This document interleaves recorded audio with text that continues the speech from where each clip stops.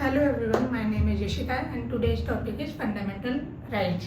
This topic is very important for all the competitive exams, so please listen to this lecture very carefully.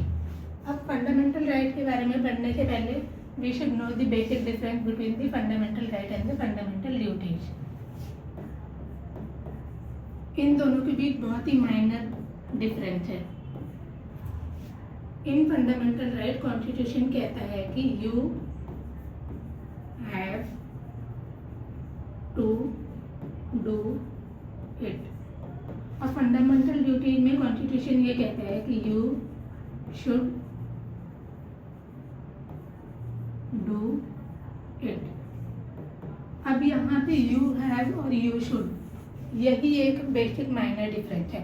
Fundamental right में हमारा जो संविधान है वो ये बोलता है कि अगर हम फंडामेंटल राइट फॉलो नहीं करेंगे तो हमारे ऊपर केस हो सकता है. इसका एक छोटा सा एग्जांपल ये ले सकते हैं कि for example if you are not treating the people equally और if you are trying to defame the other person और if you are feeling superior अपने बारे में या किसी और को इन्फीरियर फील करवा रहे हैं या फिर उनके सेंटिमेंट्स को हर्ट कर रहे हैं, तो जो सामने वाला पर्सन है वो आपके अगेंस्ट जाके सुप्रीम कोर्ट या हाई कोर्ट में कंप्लेंट कर सकता है. तो ये है फंडामेंटल राइट. अब फंडामेंटल ड्यूटीज़ में क्या होता है कि हमारा संविधान हमसे ये बोलता है कि हमें ये चीज़ फॉलो करनी चाहिए.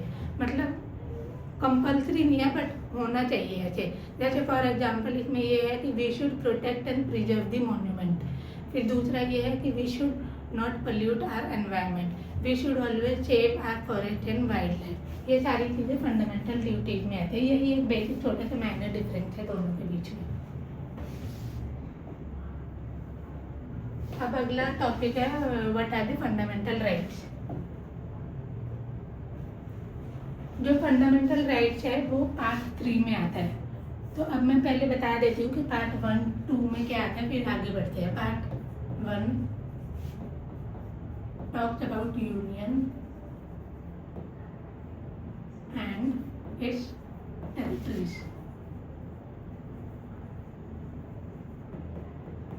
पार्ट 2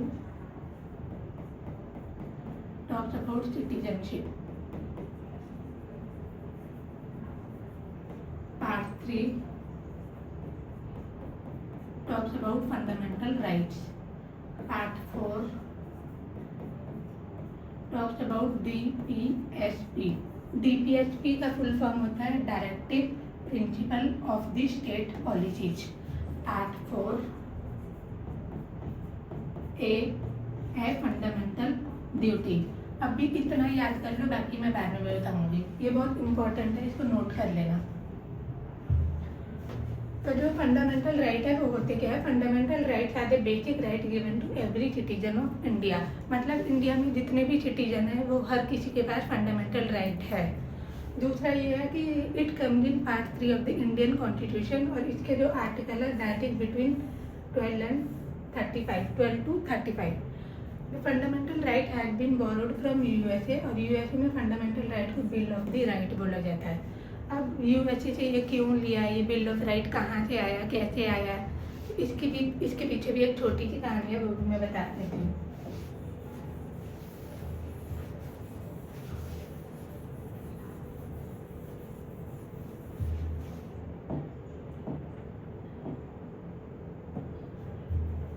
यूरोप में इन 14th सेंचुरी एक किंग होता था जिसका नाम था किंग जॉन 5. ये एक किंग होता था यूरोप में ड्यूरिंग द 14th सेंचुरी. इसके अगेंस्ट लोग रिवोल्ट कर रहे थे, वो अपना राइट्स मांग रहे थे. वो ये बोल रहे थे कि हमें अधिकार चाहिए रहने के लिए. बाकी चीज़ें बहुत हो रही थी उस टाइम पे. तो जब ये राजा को पता चला कि लोग इसके अगेंस्ट रिवोल्ट कर रहे हैं तो इसने एक चार्टर पास किया. उस चार्टर के अंदर इसने राइट्स डाले लोगों के लिए. और जो ये चार्टर पास किया जिसके अंदर राइट्स गिवन थे, इसको हम बोलते हैं मैग्ना कार्टा. मैग्ना कार्टा का मतलब होता है रूल्स. ये यूरोप में हो गया. जब ये बन गया था यूरोप के कॉन्स्टिट्यूशन में, ये आ गए थे सारे राइट. इसके कुछ टाइम के बाद क्या हुआ, अमेरिकन रेवोल्यूशन आया. फिर अमेरिका में कॉन्स्टिट्यूशन बना। अमेरिका में बहुत सारे लीडर्स हैं, उसमें से एक लीडर है जिसका नाम है जेम्स मेडिसन। इसने यूएसए में क्या किया, इसने यूएसए में बिल ऑफ राइट्स बनाए। और इस बिल ऑफ राइट्स में क्या था कि जो राइट्स यहाँ पे यूरोप में गिवन थे, इसमें कुछ अमेंडमेंट करके इसने बिल ऑफ राइट में डाले और अमेरिका के लिए राइट्स बनाए। और यही बिल ऑफ राइट इंडिया में इसको हम फंडामेंटल राइट बोलते हैं। ये थी इसकी एक छोटी सी कहानी कि यूएसए से कैसे आया, यूरोप से कहाँ से आया, ये इसकी छोटी सी कहानी है। अब आगे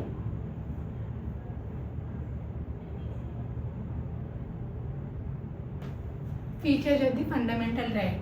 पहला पॉइंट है they are justifiable in nature. इसका मतलब ये है कि अगर आपका फंडामेंटल राइट वायलेट होता है तो फिर you can go to the Supreme Court और the High Court. For example if you are treating someone, मतलब उसके साथ आप छुआछूत वाली ऐसे कर रहे हो कि आप उसको ट्रीटमेंट ढंग से नहीं दे रहे हो, या रेस्टोरेंट में जाने नहीं दे रहे हो, कैफे में जाने नहीं दे रहे हो, अलाउ नहीं कर रहे हो, तो वो पर्सन आपके अगेंस्ट जाके सुप्रीम कोर्ट में कंप्लेंट कर सकता है। They are not absolute. अब नॉट एब्सोल्यूट ये वाला पॉइंट बहुत ज़्यादा इम्पोर्टेंट है। इसमें क्या होता है कि आपको फंडामेंटल राइट गिवन होते हैं, कॉन्स्टिट्यूशन ने आपको राइट्स दे रखे हैं, बट वो राइट्स एब्सोल्यूट नहीं होते। इसका मतलब ये है कि आपके ऊपर सर्टेन रिस्ट्रिक्शन गिवन है। जैसे कि फॉर एग्जांपल आप बोलते हो कि you have a freedom of speech and expression, लेकिन आप नॉर्मल टॉक कर सकते हो। आप ये नहीं कर सकते कि आप किसी को गाली गलौज कर रहे हो या फिर किसी के अगेंस्ट कुछ बोल रहे हो, किसी को डिफेम कर रहे हो, आप ये सारी चीज़ें नहीं कर सकते हो यहाँ पे। तो ये एब्सोल्यूट नहीं होते, आपको रोक भी लगाया जा सकता है। They have the negative obligation on the state. इसका मतलब ये है कि स्टेट के ऊपर भी कुछ रिस्ट्रिक्शन लगाए गए हैं फंडामेंटल राइट के थ्रू। जैसे for example state can not discriminate on any person on the basis of the religion, race, caste, sex or the date of the birth. फिर they promote equality। इसका मतलब ये है कि जो फंडामेंटल राइट है वो इक्वल समझता है सभी लोगों को। All people are equal in the eyes of the law.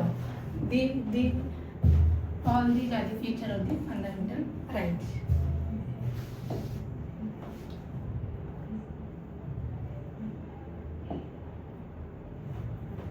Fundamental right total 6 होते हैं। That is right to equality, right to freedom, right against exploitation, cultural and the educational right, right to the constitutional remedy. ये अभी 6 है। पहले ये 7 हुआ करते थे, और जो 7th वाला था वो था राइट टू प्रॉपर्टी।